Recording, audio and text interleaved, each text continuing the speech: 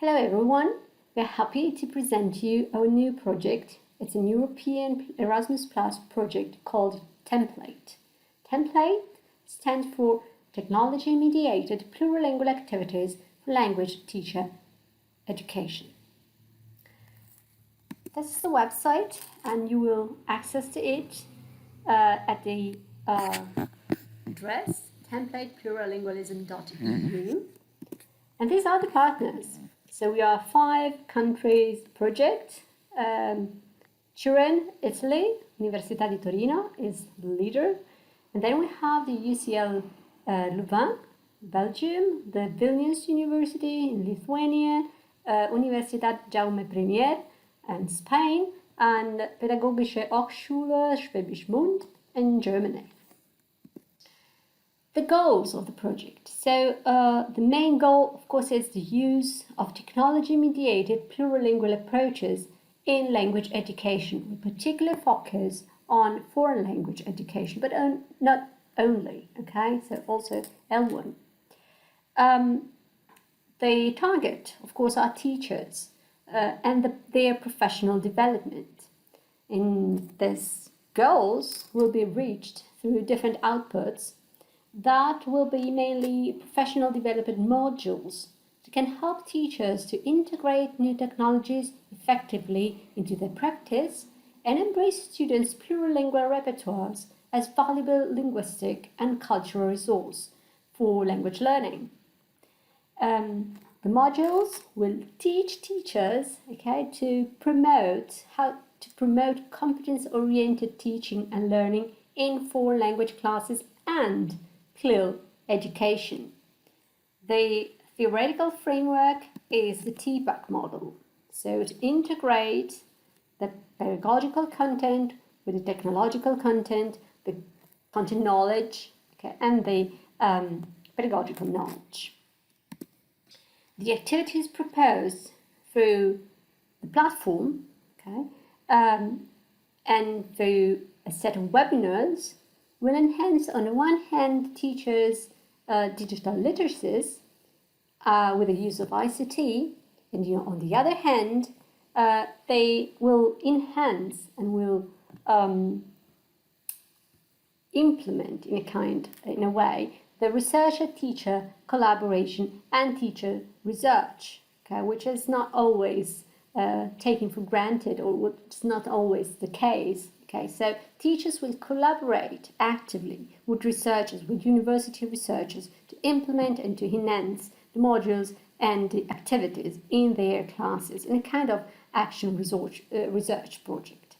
So there is this integration of theoretical framework in specific situations and learning teaching in plurilingual contexts. So CLIL-related projects, project-based teaching and learning, and the use of MAL and ICT tools. So teachers who will be collaborating with researchers will implement case studies, putting theory into practice and applying the methodologies and tools that have been presented in real context. These are the modules, so the outputs that are expected as end results. First of all, plurilingual call in modern foreign language classes and in specific contexts. So the goal is to awaken languages and cross-language intercomprehension between related languages, intercultural approaches, to promote the development of teacher competencies for implementing pluralistic approaches that are systematic and integrated into the curriculum. Another focus is the CLIL in plurilingual classrooms, so technology-based possibility that can lead to the production and enhancement of CLIL materials in a multilingual context. Third, plurilingualism in project-based education with telecollaboration. This is another aspect of the project aimed at providing guidance and offering the possibility to explore and analyze different call scenarios or MAL scenarios that replicate multilingual authentic situations are action-oriented and task-based. Tasks will be designed in order to work in groups both within the same class and internationally using technological tools for COIL, so teletandem and telecollaboration. The digital tools, so there will be a module, a kind of, repertoire or platform where teachers will find digital tools for the implementation of technology-mediated plurilingual language tasks. So kind of repository of ICT and call tools teacher can refer to when training on the other modules, and where they can find tutorials and instruments and tools that can actively integrate in their classes. This is the program of the project. So we have different phases. Phase 1 is what we're going to, my colleague, Fanny Meunier from Louvain, is going to present to you later. It's a survey. Okay, so phase 1 is behind. We got a survey on teachers' current use of technology and plurilingual approaches, a kind of SWOT analysis and needs analysis of what in our countries the state of the art is. And we're entering now in phase 2 and 3. So we're basically creating now and programming the teacher education modules. So workshops will be offered, focus groups have been offered already, workshops are going to start in fall, and teachers will provide feedback on the workshops, and they will help us creating and make the modules better. Once teachers will have had their training, they will apply the methodologies and tools they've learned to their own context and relate about them, and give us feedback on how efficient these modules, these training modules were, and the presented content, how they could use actively in the class the presented content, okay? And phase 3, the last but not least, based on the results of this feedback and the classroom implementation, the partners will finalize the teacher training modules that will be opened to everyone who's willing to participate. From the first part and the second phase actually, we have a date number of teachers who are collaborating, willing to collaborate with us. In the last phase, the modules will be open source and open to anyone who will be willing to use them. So resources will be freely available to a greater number of teachers and teachers training and researchers that will be benefiting from the project results. And now I'm giving the floor to my colleague who's going to present to you the phase 1 results, the survey. Thank you very much, Elisa. I will now present the survey on teachers' current use of technology and plurilingual approaches, and I will comment on the methodology and give you some preliminary insights into the results.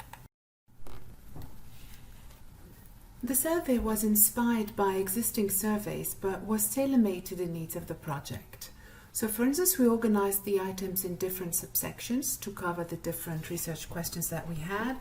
We adapted the formulation of some of the questions to better serve our research objective and research questions, and we also adopted a 4-point Likert scale to avoid the neutral point and force the respondents to take sides. So our survey contains self-report data. So we have a mix of metadata, age, years of teaching experience, etc. And then we have questions on teachers' understanding and attitudes towards plurilingualism and technology, as well as on their own classroom practices. We were also looking to know more about the teachers' needs and expectations on plurilingual technology-mediated activities. The survey that we created is available in English, French, Spanish, German, Lithuanian and Italian, and was administered online via Qualtrics. So for the teacher's attitude towards plurilingualism and general language and situated practices in plurilingual classrooms, we adapted an existing survey called the Plurilingual and Pluricultural Competence, so the PCC scale, by Galante 2020. For the teacher's attitudes towards technology, they were measured in terms of perceived usefulness, perceived ease of use, and attitudes towards use, and basically based on the TAM model, so technology acceptance model. For the teacher's actual use of technology, we took inspiration from a survey designed by Delforge et al. in 2019, and it was a mix of Likert scale items and multiple choice questions. And all in all, we got 212 participants, and you can see the distribution of the various types of participants who took our. So some illustrations just to show you some of the questions. So as you can see here, we have the subsection labels, but those labels were not visible to the participants. They were simply, I left them here for you so you could see that we organized it in different questions according to the different research questions we have. So for instance here, in terms of attitudes towards plurilingualism, one question could be, when talking to someone who knows the same languages as I do, we should communicate in one language only. Then for general language practices, I can illustrate some of the questions. So the third one, for instance, I can use the knowledge I have in one language to understand the same topic in another language. Or when learning or reading about a new topic, I don't use or I don't read in more than one language. Another example for situated practices in the plurilingual classroom. Number 3, I encourage my learners to use their knowledge in one language to understand the same topic in another language. And one last illustration for the combination of technology and plurilingual practices. We, for instance, asked teachers for which skills they use those plurilingual practices, so technology enhanced plurilingual task, or for which type of activities. Is it individual activities or collaborative activities? So, some sneak preview into the results. We don't have time to go into the various figures, but we simply wanted to show you that we had quite a good coverage in terms of ages, so starting from 21 to 25 up to 60 years old, even some teachers were over 60 years old. So we have a pretty good coverage. In terms of profiles, you see that we also have a pretty good coverage. So we have pre-service teachers, we have in-service language teachers, the blue one was in-service CLIL teachers, and we have a mixed bag. I mean, that is teachers with different or varied in terms of years of teaching experience. If you look at the colors again, you see that we have again a very good, a pretty good distribution. So going from very young teachers with little experience up to teachers with over 20 years of teaching experience. And in terms of target population, we have 16% of the student population consisting in primary school students, and the rest is, I mean, the main body, so about 75% is secondary school pupils, and we don't have the figures here, but we have a small proportion of tertiary students. In terms of languages in which teachers regularly teach and the level they have in those languages, and I will only here focus on the first 3 languages that teachers have mentioned.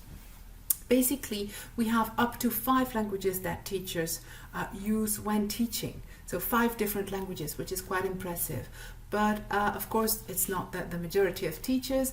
So I decided to take here only teachers who use 3 different languages. And as you can see from the colors, so basically it starts from green to gray, and green to gray is at minimum B2 level up to native speaker level. And as you can see, we have over 80% of our teachers who have either C1, C2 or native speaker level. So the quality of the language of the teachers is pretty good. Of course, it's reported data, but still. So in terms of plurilingual activities carried out in class, so we asked teachers whether they do such types of activities. And in fact, if we take all the answers together, only 40%, some people would say 40% is very good, but we say only 40% of the teachers do plurilingual activities, and 60% don't. So some other take-home messages, or initial insights that we got from the survey is that we were quite pleased to see that when teachers do plurilingual activities in the classroom, they do it for the 4 key skills. So it's not one skill only, but they cover the different skills. They also do it both for collaborative and individual tasks. One thing that we noted in the sections where comments could be included is that plurilingualism is often understood in the use of the target L2 and the native language of the majority of the students, let's put it like that, in the classroom, but rarely as a broader integration of several L1s or L2s. So we have not yet reached an integrated and active use of the learner's full linguistic repertoire, so to speak. So usually it's 2 languages and not more than that. When technology is included, we have quite a variety of tools that have been quoted by the teachers, but it should be noted that they rarely list artificial intelligence types of tools such as virtual reality, augmented reality, automated translation, etc. The types of tools that they mention are more tools for sharing, communicating, so learning platforms, or Google Meet, or tools for quizzes, etc. But we also hypothesize that they could be related to a possible bias related to the COVID period, because teachers were intensively using those tools like Teams and Google Meet and other types of tools. So that may explain some of the results. We also did a follow-up of the survey thanks to focus group interviews. So we've had 2 international focus group sessions in June, and the transcriptions are currently being done. So we cannot provide many results for the time being, but what we can say is that it was truly motivating for teachers, because from the discussions we could see that there were many shared difficulties, but there were also more local problems that were identified in terms of access to material. So this was more context related, but the shared difficulties there were many shared difficulties. One of them being the need for illustrations of plurilingual pedagogical materials that would be shared by all, because the teachers are really looking for good examples that they can of course adapt to their own context. We will also have national focus group sessions. They're planned for the end of the summer. And it's important to say that the teachers the teachers who are taking part in the project will also be partners in the design of the initial teacher training modules and in the building of the revised teacher training modules that will be made freely available to all teachers on our dedicated website.